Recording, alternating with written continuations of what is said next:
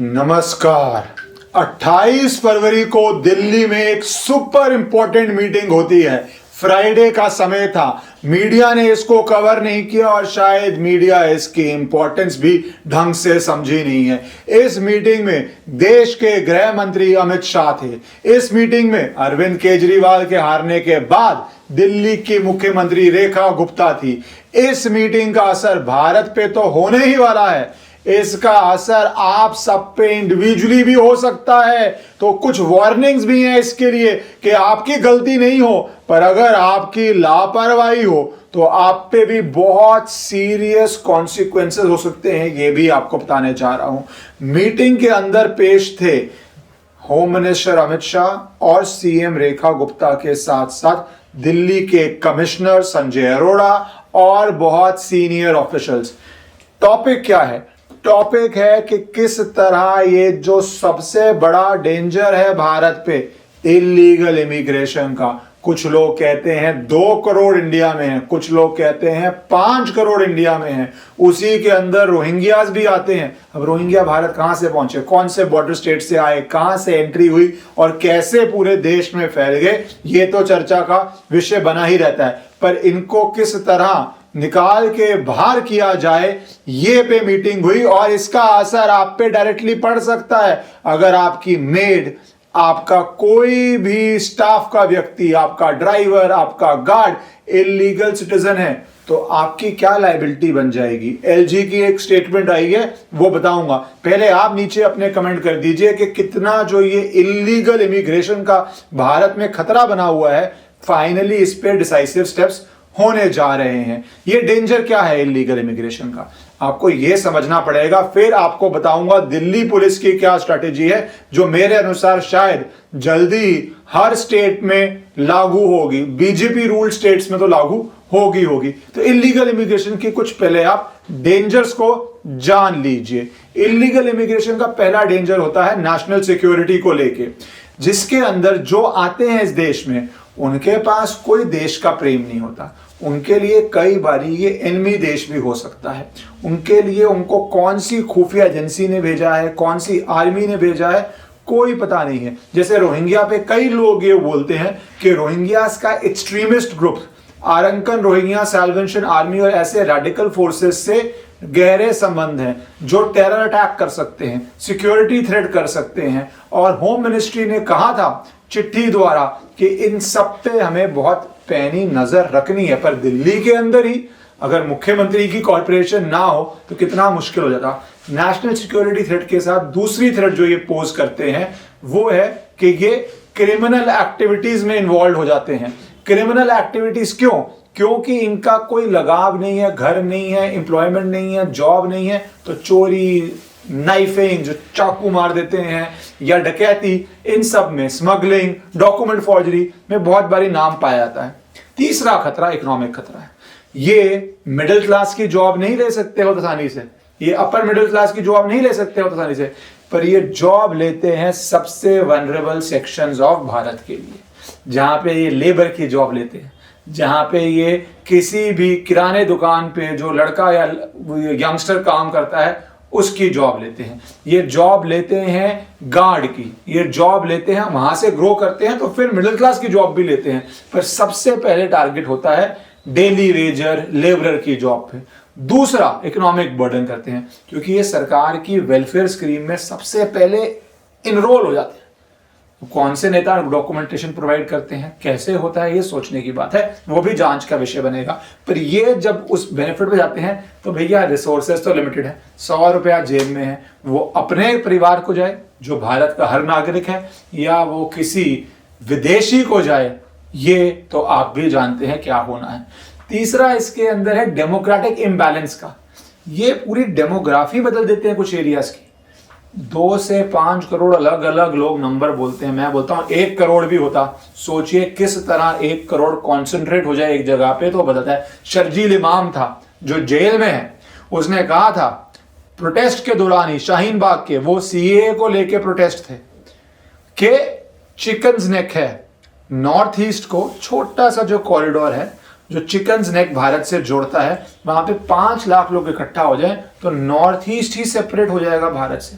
ये मानसिकता थी, ये मानसिकता से ही जेल में है। और जो ऐसे लोग आ रहे हैं, 5 लाख लोगों से प्लान था नॉर्थ ईस्ट को ब्लॉक करके कैसे अब चक्का जाम कर दें कि वो जा ही ना पाए, सेपरेट हो जाए। तो यहां तो हम करोड़ लोग, 2 करोड़ लोग, 5 करोड़ लोग की बात कर रहे हैं। वैसे आपको बताऊं कि अब दिल्ली पुलिस की स्ट्रैटेजी क्या है, और ये आपको भी अफेक्ट कर सकती है। पहली स्ट्रैटेजी है कि डॉक्यूमेंट वेरिफिकेशन ड्राइव चल रही है।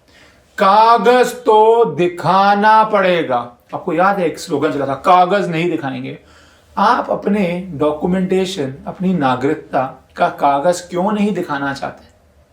क्या आपको प्रॉब्लम हो सकती है? ड्राइविंग लाइसेंस, इलेक्शन कार्ड, कोई ना कोई प्रूफ दिखाने का, स्कूल सर्टिफिकेट, बर्थ सर्टिफिकेट, कोई भी ना दिखाना चाहते? एक नहीं, ये नहीं कह रहे 10 दिखाओ, एक भी नहीं दिखाना चाहते।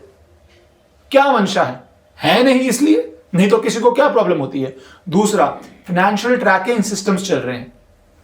तीसरा, सोशल मीडिया अकाउंट्स पे रखा जा रहा है कि वो अकाउंट्स क्या पोस्ट कर रहे हैं, कहां से पोस्ट कर रहे हैं।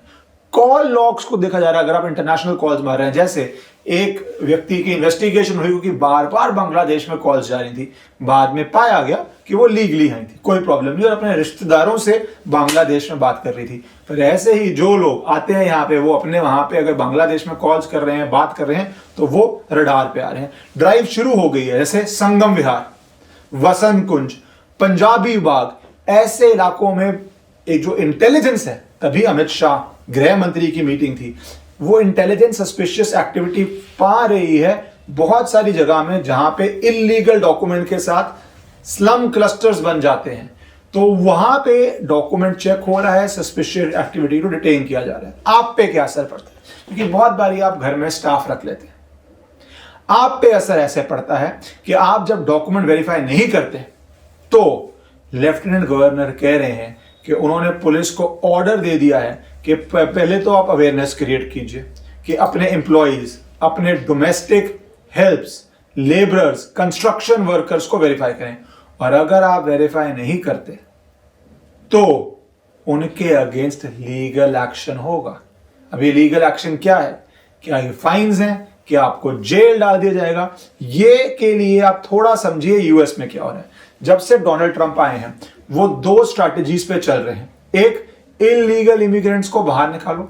वहां पे कहते हैं 11 लाख इलीगल इमिग्रेंट्स हैं, वही सारे चैलेंजेस हैं, उनको बाहर निकाला जाए।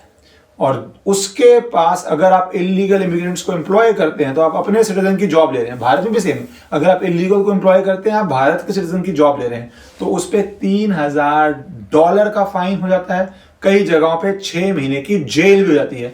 भारत को भी इसको इवॉल्व करना पड़ेगा कि क्या पॉलिसी करें। दूसरी, एक बात तो मोदी सरकार की माननी पड़ेगी, जो उन्होंने किया इंप्लीमेंट पूरी तरह से नहीं हो पाया, पर अब वातावरण बन रहा है, पर जो पॉलिसी डिसीजन लिया सीए का कि भैया सिटीजनशिप दो फास्ट रूट से उन हिंदू, सिख, जैन, बुद्धिस्ट को जो पाकिस्तान, बांग्लादेश, अफगानिस्तान जैसे देशों में सफर कर रहे हैं जेनोसाइड।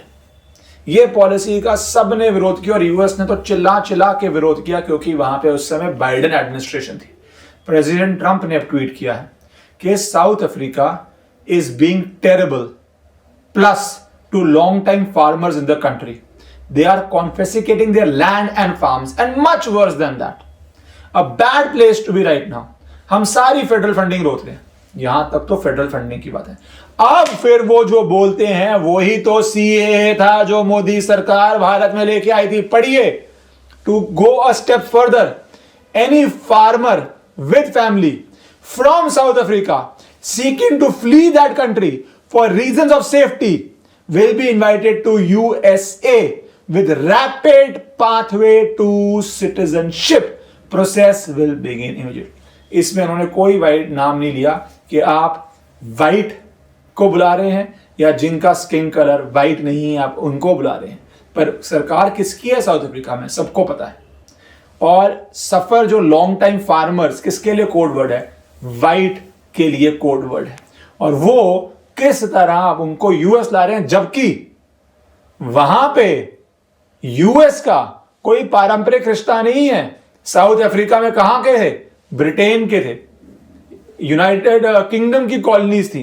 यूरोप की कुछ कॉलोनीज थी अफ्रीका में। यूएस का कोई ऐसा नाता नहीं है जो भारत का है सनातन धर्म को मानने वाले सारे लोगों के साथ बांग्लादेश पाकिस्तान में, तब भी वो सीए ला रहे हैं, जबकि उनकी डीप सिविलाइजेशनल कोई टाई नहीं है।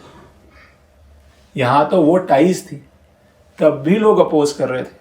आपके ग्रैंड पेरेंट्स या आपके ग्रैंड पेरेंट्स, आपकी किस्मत है कि वो पाकिस्तान से बांग्लादेश से भारत आए या नहीं आए, पर जो आपके रिश्तेदार वहां पे रह गए उन पे अत्याचार हो रहा है, तो सरकार ये सीए ला रही थी। अब यूएस भी वही कर रही है, यूएस भी एनआरसी कर रही है, यूएस भी सीए ला रही है। ग्लोबल एनवायरनमेंट ऑलवेज हेल्प करता है आपको कड़े फैसले लेने के लिए। तो जो वहां पे सजा है, अगर आप एम्प्लॉय कर रहे हैं तो हिंट कर रहे हैं एलजी के लीगल कॉन्सिक्वेंसेस भारत में भी होंगे। सो इस बात का आप ध्यान रखिए। बाकी जो कार्रवाई है वो होम मिनिस्ट्री दिल्ली एनसीआर में तो बहुत जल्दी करेगी, और धीरे धीरे मेरा मानना है इस वातावरण में पूरे देश में कर पाएगी, जिससे भारत सिर्फ भारतीयों का है और ये कोई धर्मशाला नहीं है जहां पे आप आए और भारत के रिसोर्सेज भारत के नागरिकों से छीन लें, या फिर किसी तरह का इकोनॉमिक, सोशल या टेरर थ्रेट बन जाए, उसको खत्म किया जा रहा है। और जो लोग लीगल कार्रवाई करते हैं, ह्यूमन राइट्स चलाते रहते हैं, उनको कानून भी सिखा देता हूं। पहली बात, सबसे इंपॉर्टेंट ह्यूमन राइट आपके देश के नागरिकों का है। उनको जो चाहिए वो किसी और को नहीं दे सकते, पर as a matter of law India international conventions के अंदर ऑब्लिगेटेड नहीं है। भारत ने 1951 यूएन रिफ्यूजी कन्वेंशन साइन नहीं किया था। हमारी कोई लीगल ड्यूटी नहीं है एक्सेप्ट करने की या असाइलम प्रोवाइड करने की रिफ्यूजीज के लिए। भैया सिंपल सी बात है, जब आपके पास लिमिटेड रिसोर्सेज हैं तो आप अपनों को तंग करके उन लोगों को जिनकी भारत से कोई लॉयल्टी नहीं है नहीं दे सकते। और दूसरी बात, ये तो यूएन कन्वेंशन की बात है, मेरे अनुसार तो इंटरनेशनल लॉ के नाम की कोई चीज ही नहीं है। इंटरनेशनल लॉ सिर्फ लठ का लॉ है, दम का लॉ है। यूनाइटेड स्टेट्स जहां तेल मिलता है वहां पे डेमोक्रेसी डिस्कवर कर लेती है, तख्त पलटने आ जाती है। और बाइडन और ट्रंप या ओबामा और क्लिंटन जो मन में आता है वो कर देते हैं, बोल के ये इंटरनेशनल लॉ है। वैसे ही भारत को अपने हित में, अपने देश की सुरक्षा के लिए हर इलीगल को बाहर करना है और सीए को इफेक्टिवली लागू करना है। भारत माता की